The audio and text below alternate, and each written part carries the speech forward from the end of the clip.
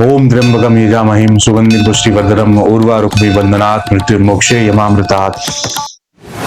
Welcome back to achievers academy दोस्तों। आज हम लोग फिर दोबारा से कंटिन्यू करेंगे हमारा motion chapter. 3 equations of motions पढ़ेंगे।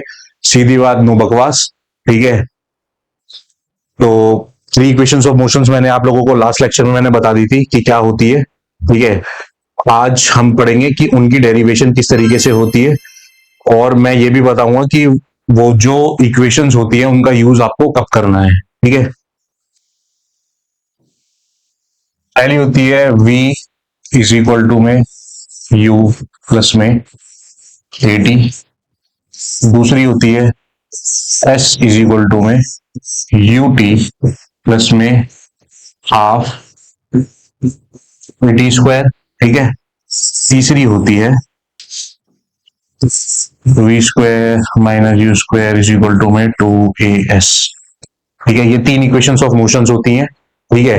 पहली वाली जो इक्वेशन ऑफ मोशन होती है ये हमें तब यूज करनी होती है जब हम लोगों को डिस्प्लेसमेंट नहीं दे रखी होती है, ठीक है दोस्तों। दूसरी वाली जो इक्वेशन ऑफ मोशन हमें तब यूज करनी होती है जब हमें क्वेश्चन में डिस्प्लेसमेंट और टाइम दोनों दे रखा हो, ठीक है। और तीसरी इक्वेशन ऑफ मोशन हमें उस कंडीशन में यूज करनी होती है जब हम लोगों को क्वेश्चन में टाइम नहीं दे रखा हो, ठीक है दोस्तों। तो ये बहुत इंपॉर्टेंट इक्वेशंस हैं। अब हम इनको डिराइव कैसे करते हैं, अब हम पहले वो देखेंगे।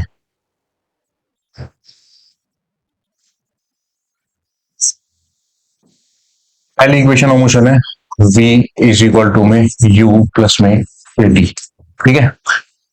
वी नो दैट, ठीक है, एक्सेलरेशन इज इक्वल टू में वेलोसिटी अपॉन में टाइम टेकन, ठीक है। अब यहां पर एक गाड़ी खड़ी हुई है, ठीक है, जिसकी इनिशियल वेलोसिटी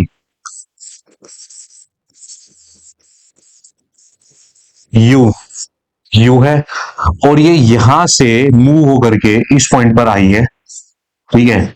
अब इस पॉइंट पर इसकी एक फाइनल वेलोसिटी है जो कि v है, ठीक है। इसको टाइम t लगा है from position a to position b, ठीक है। तो हम इसको a इज इक्वल टू में u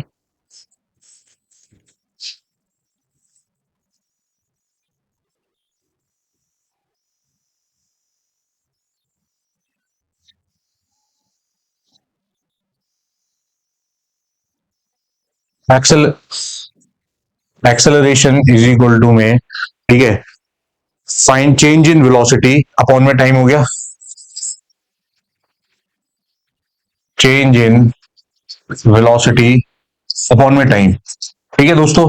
तो जो मेरी चेंज इन वेलोसिटी है वो मेरी क्या होती है, v माइनस में u होती है अपॉन में टाइम टेकन, ठीक है। और ये मेरा एक्सेलरेशन है। अगर मैं इस t को यहां पे लेके चला जाऊंगा, a t is equal to में v माइनस में u और v इज इक्वल टू में u प्लस में a t। तो क्या यही मेरी पहली इक्वेशन ऑफ मोशन आ गई है? ये मेरी पहली इक्वेशन ऑफ मोशन हम लोगों ने डिराइव कर दी है। तो ये उसके डिराइविंग स्टेप्स हैं, ठीक है। इसको प्लीज नोट डाउन कर लीजिए। इसके बाद फिर हम लोग सेकंड इक्वेशन ऑफ मोशन के ऊपर जाएंगे, ठीक है। और जो हमारी सेकंड इक्वेशन ऑफ मोशन होती है वो होती है हमारी s इज इक्वल टू में ut प्लस में s इज इक्वल टू में ut प्लस में हाफ at का स्क्वायर, ठीक है। हम जानते हैं जो हमारी एवरेज वेलोसिटी होती है, एवरेज वेलोसिटी जो होती है हमारी वो होती है u प्लस में v अपॉन में 2, ठीक है जी। और जो पहली इक्वेशन ऑफ मोशन हम लोगों ने पढ़ी थी वो होती हमारी v इज इक्वल टू में u प्लस में a t, ठीक है।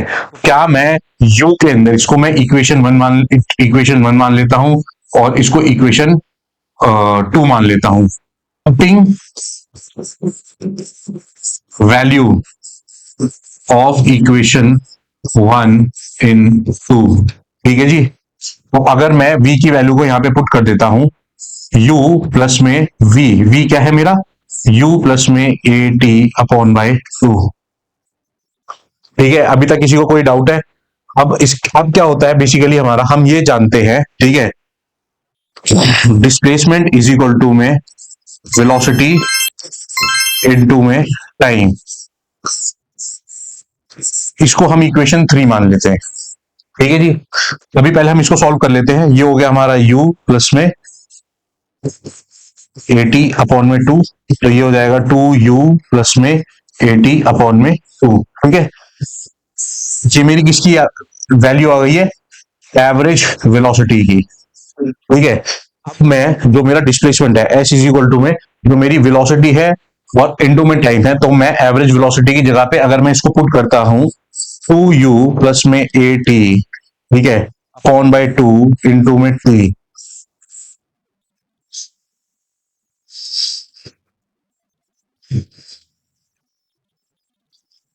वेलोसिटी 2u प्लस में AT अपॉन में 2, और अगर मैं इसको t से मल्टीप्लाई करूंगा तो s इज इक्वल टू में 2 से 2 कैंसिल, u प्लस में AT का स्क्वायर अपॉन में 2,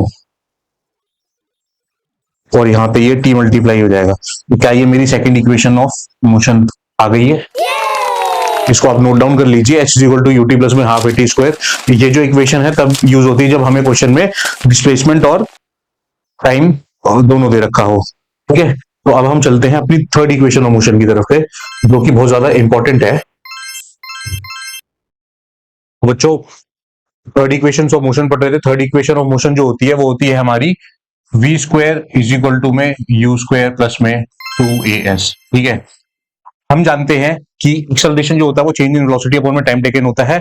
जो हमारा टाइम है, ठीक है, अगर हम इसको रेसिप्रोकल कर देंगे, ठीक है, टाइम मेरा यहां पर आ जाएगा, एक्सेलरेशन यहां पर आ जाएगी, इसको हमने इक्वेशन में मान लिया है। सेकंड इक्वेशन ऑफ मोशन जो थी वो हमारी थी h is equal to u t plus में हाफ AT स्क्वायर।